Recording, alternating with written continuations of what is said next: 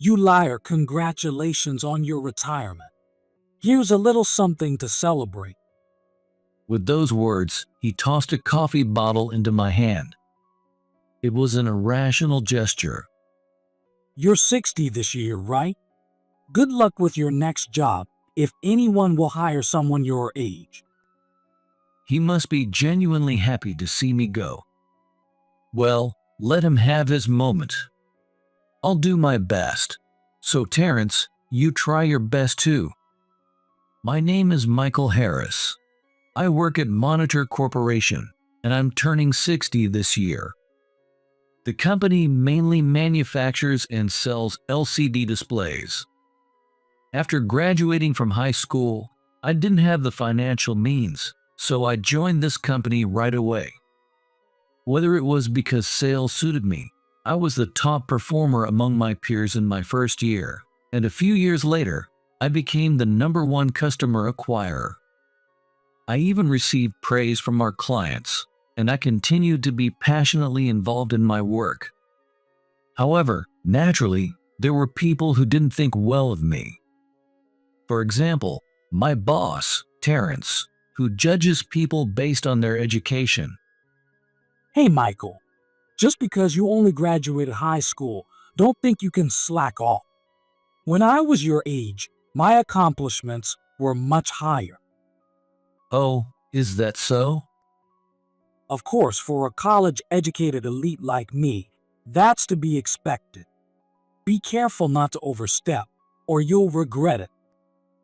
Terrence, despite calling himself an elite, often acts immaturely and childishly.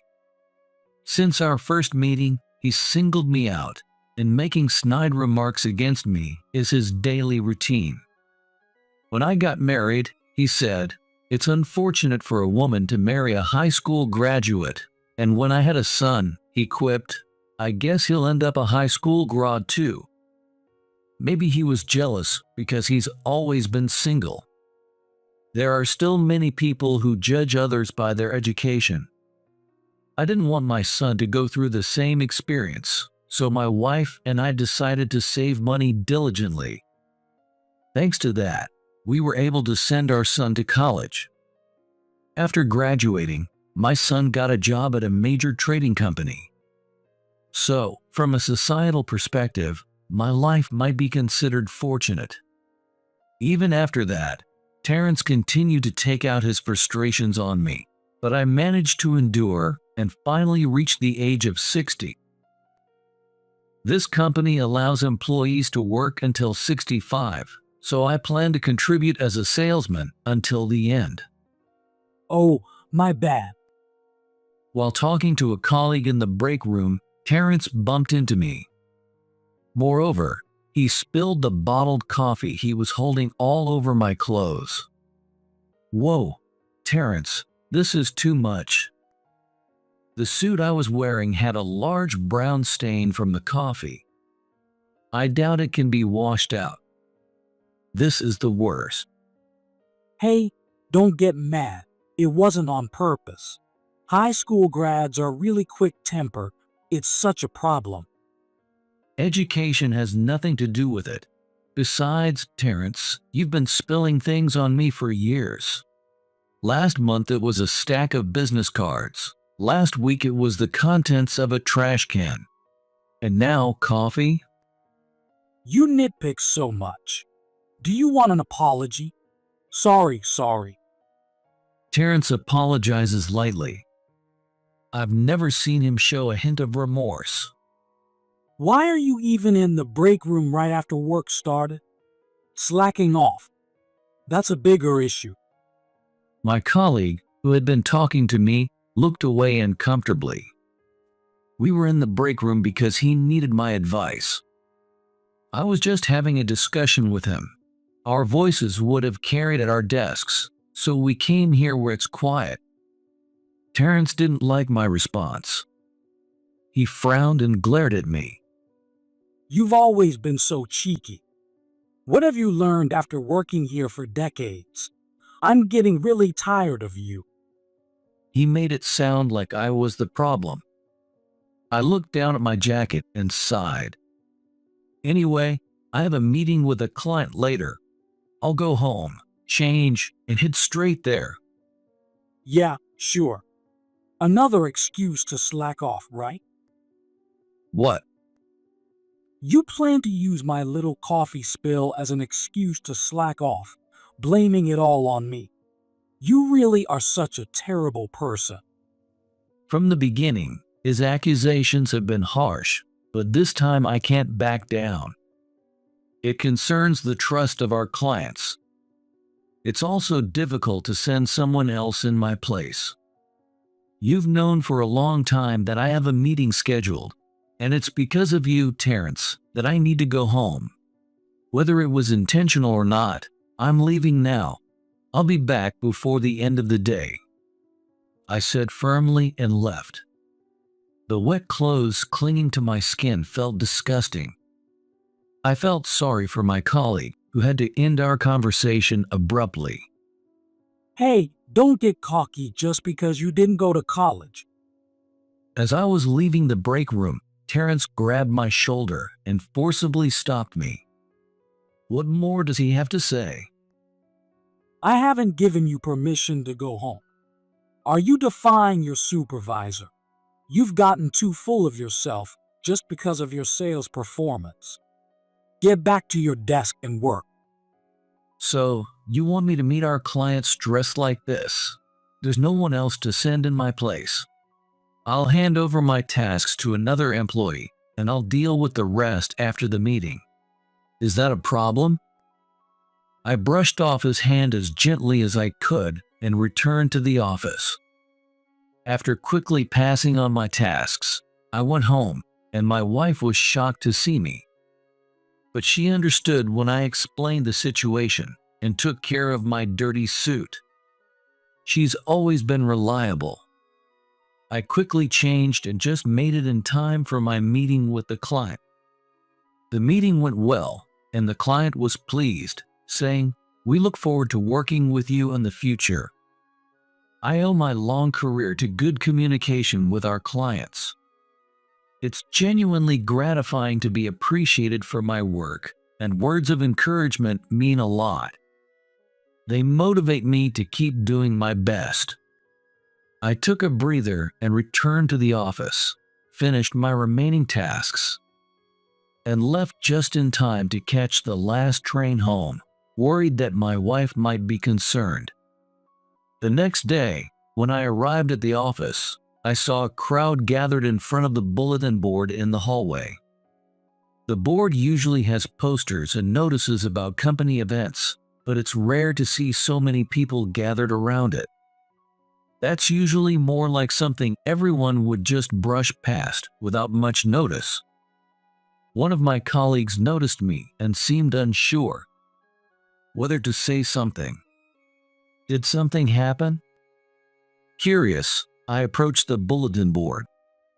I noticed that all the posters had been removed and a single piece of paper was prominently displayed in the center. It was a termination notice with details about my dismissal.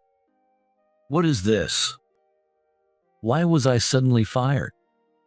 And why was it posted here for everyone to see? It's like a public execution. I hadn't been given any prior explanation, and I couldn't remember doing anything that would warrant being fired. I immediately went to the office to confront Terrence. "Terrence, I don't understand why I'm being fired, and posting it on the bulletin board is too much." Terrence showed no remorse, reacting as if it were completely justified. There are plenty of reasons for you to be fired. Posting it on the bulletin board was to prevent others like you from emerging. No one wants their name publicly shamed for dishonorable reasons. That's not an answer. What exactly did I do? It's scary you don't realize. I've been reporting you to HR for a while now. You make disrespectful comments to your supervisor just because of your good sales performance, and you slack off under false pretenses. Yesterday, you went home without my permission. This sets a bad example for other employees. You're out of control, That's the gist of it. Terrence's only real skill is sucking up to people. He also loves fabricating baseless stories and spreading rumors.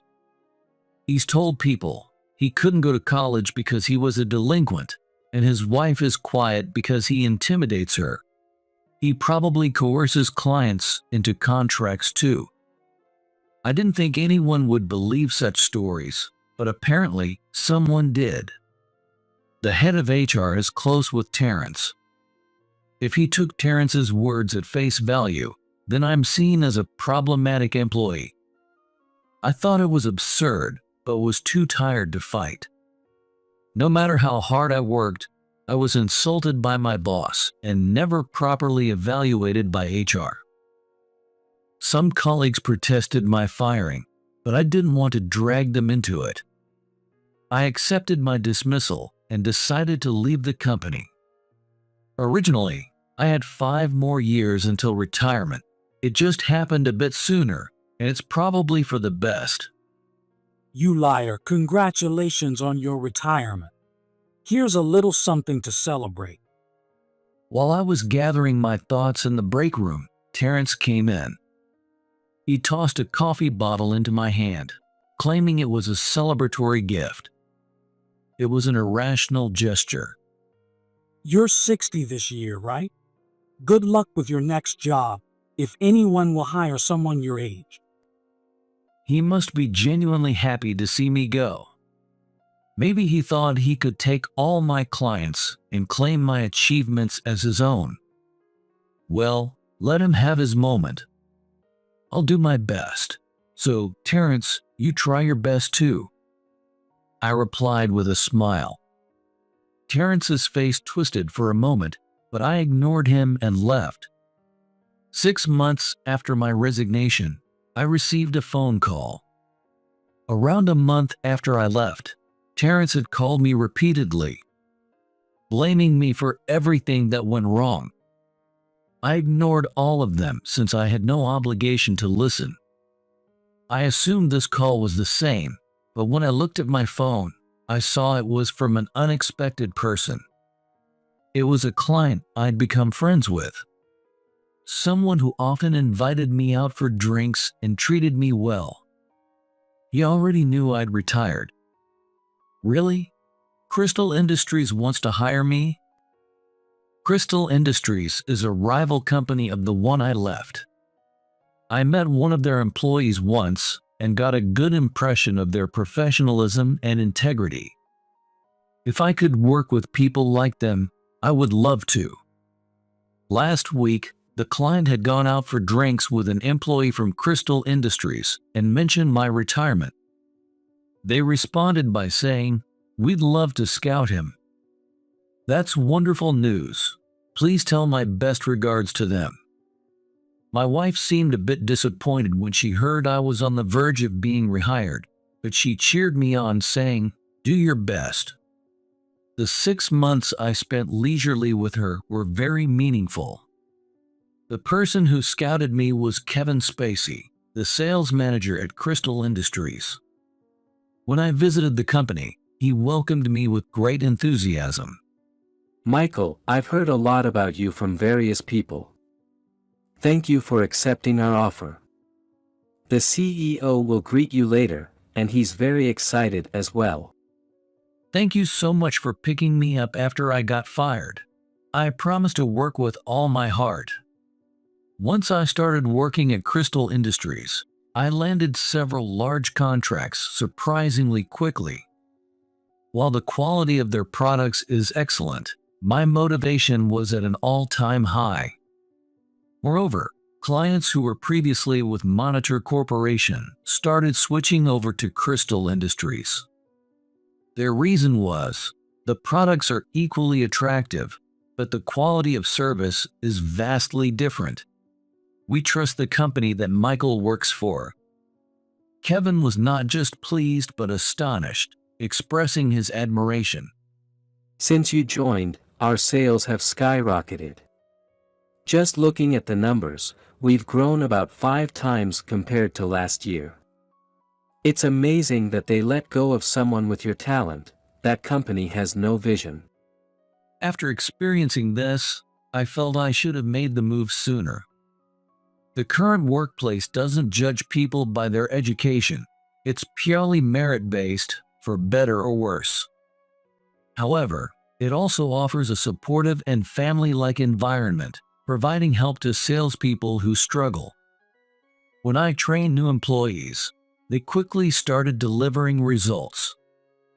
Seeing them work so freely and effectively was heartwarming. Now Monitor Corporation is no longer a rival. Crystal Industries is the #1 company in the LCD display industry. Kevin laughed heartily at my comment. Michael, you're brilliant but a bit mischievous. Still, you're right, and I feel quite refreshed.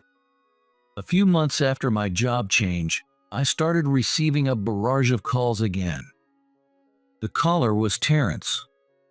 I considered blocking him, but I left it as is, thinking the call history might come in handy someday. Imagining the hot-tempered Terrence shaking with anger every time I ignored his calls was somewhat amusing. Maybe that's the mischievous side Kevin mentioned. I kept in touch with my former colleagues, and it seemed the company was in a bad state.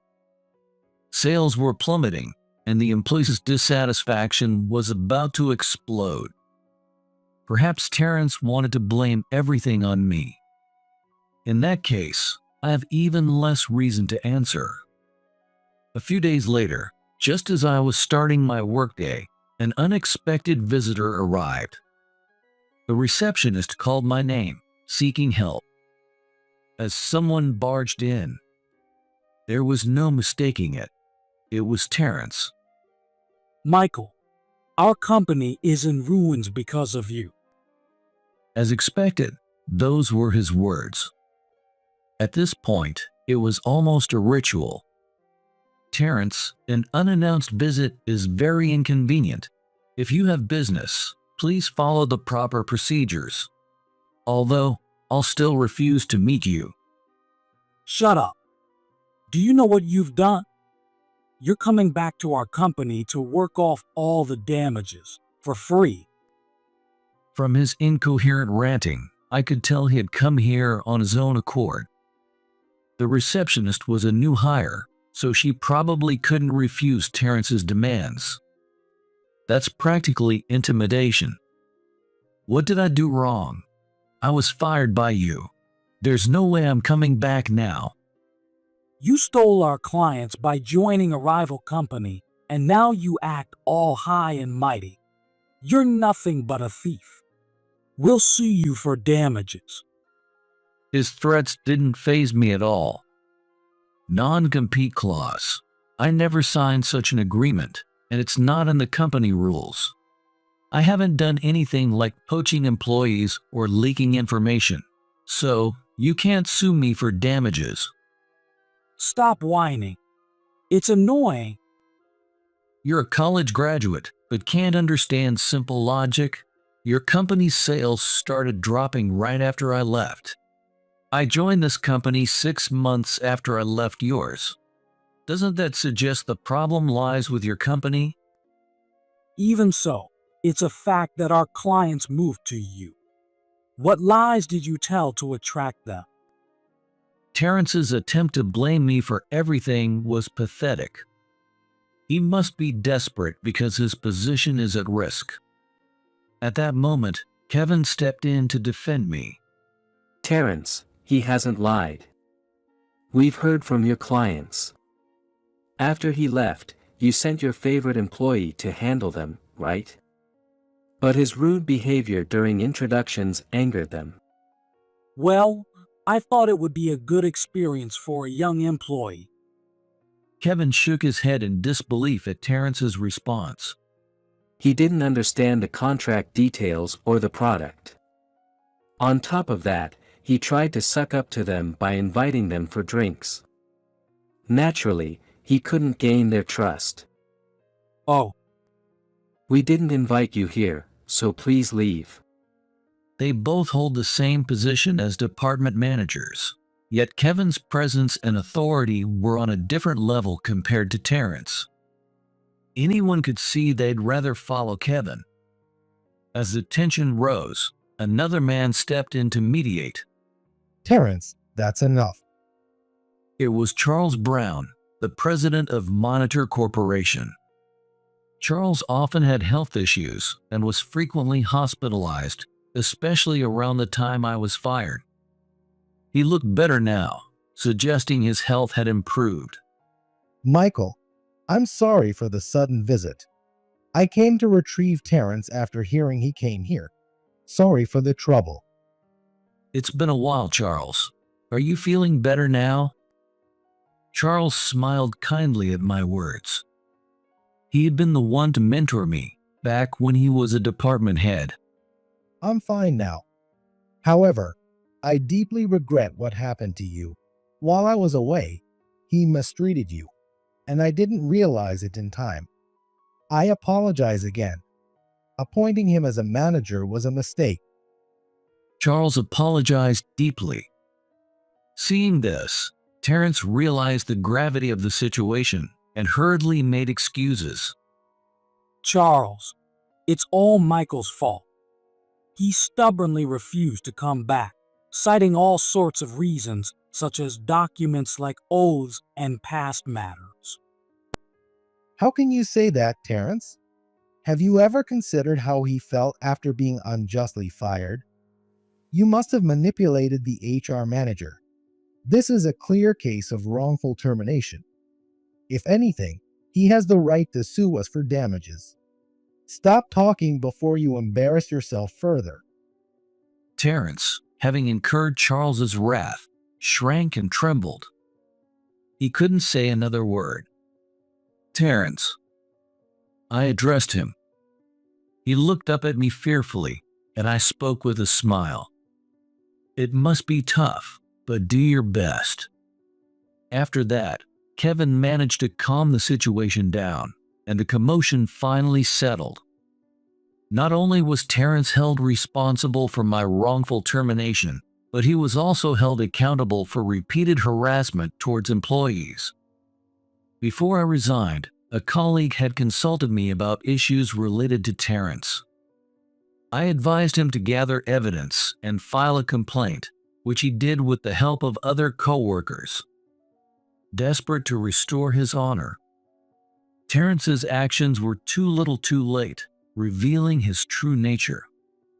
In the end, he was officially fired. The HR manager received severe punishment, including demotion and relocation. Additionally, Terrence faced lawsuits from several employees he harassed. Along with a compensation claim from the company, his debts continue to grow. Moreover, his misconduct became well known in the industry, making it impossible for him to find a job elsewhere. Cornered, he disappeared without a trace. Charles struggled to rebuild the company, but continued to work hard with the remaining employees. The company's products were always excellent, and I genuinely wish them the best since they supported me for many years. I continue to work as a salesman for Crystal Industries. I'm grateful to be able to repay the company that took me in and find great satisfaction in my work. My wife even complimented me, saying, "You're shining brighter than before," making this the most enjoyable time of my life. Though my working years are limited, I am determined to perform my duties with sincerity until the end. Seeing me this way, Kevin asked me playfully.